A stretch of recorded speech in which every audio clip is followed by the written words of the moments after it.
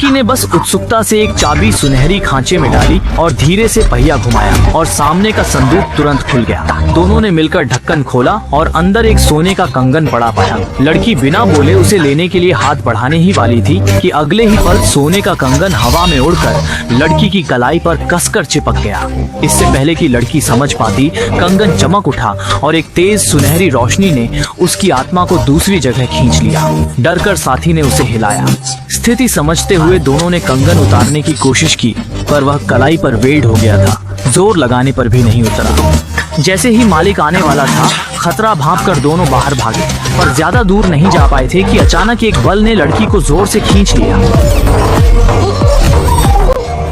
जब लड़की असमंजस में थी, अगले ही पल उसने और भी भयानक दृश्य देखा।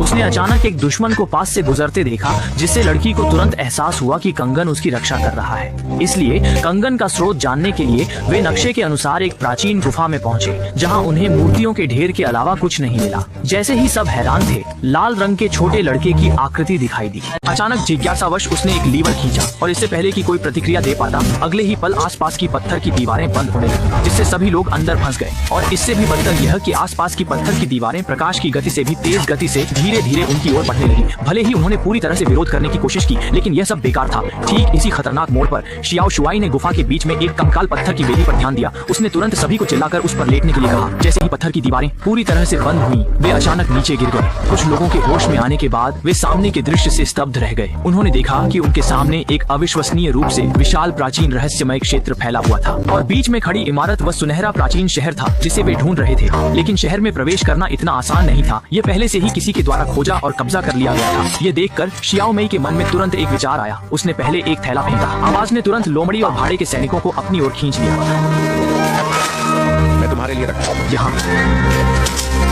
जैसे ही भाड़े का सैनिक मेंढक की जांच करने के लिए आगे बढ़ा, उसे अचानक मेंढक की महान बंजर आकाश आह्वान विष से बेहोश कर दिया गया। इसके बाद लोमड़ी ने भी भाड़े के सैनिक के पिछले पैर पर हमला कर दिया, लेकिन उनके लिए अंदर जाना भी आसान नहीं था। शहर का द्वार पूरे 10 मीटर ऊंचा था और सतह नुकीले कांटों से ढकी हुई थी। बड़े दरवाजे से चढ़ना बिल्कुल असंभव था। जब सब हताश थे, तभी अचानक चांद की रोशनी एक टाइल पर पड़ी, जिस पर रहस्यमय पैटर्न उभर आए। सभी तुरंत समझ गए कि यही शहर का दरवाजा खोलने की कुंजी है और फिर वे तुरंत पैटर्न के निर्देशों के अनुसार उन्होंने मूर्तियों के लीवर एक साथ खींचे। अगले ही पल दरवाजा खुल गया। अंदर जाकर शियाओ मई ने एक बंदर को छत पर चढ़ाया और फिर कमरे के कोनों को रोशन करने के लिए टॉर्च का उपयोग किया, जिससे सूरज की रोशनी का प्रभाव बना। एक साथी ने पानी के बेसिन से रोशनी परावर्तित की। जब सारी रोशनी दरवाजे पर पड़ी तो अगले ही पल वह धीरे धीरे उस बंद पड़े पत्थर के दरवाजे को खोल दिया।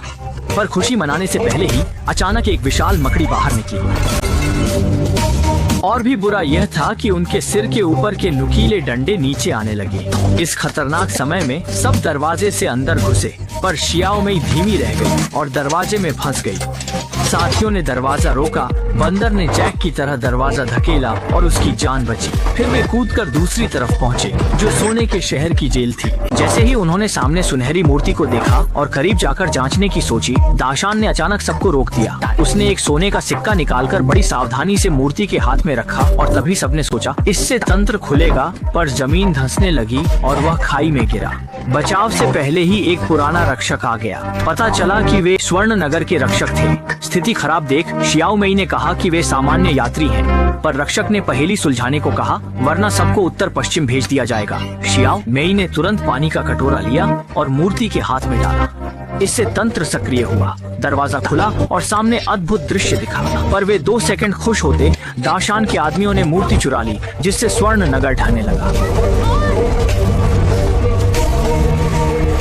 लोग भागने लगे, पर शियाओ मई ने मूर्ति वापस छीनकर उसकी जगह रखी। ढहना रुका और शहर में कुछ जादुई शुरू हुआ। शहर वास्तव में शुरू हो गया था। दरवाजा बंद होते ही यह खुद को ठीक करने लगा। सुनहरा शहर सुरक्षित हुआ।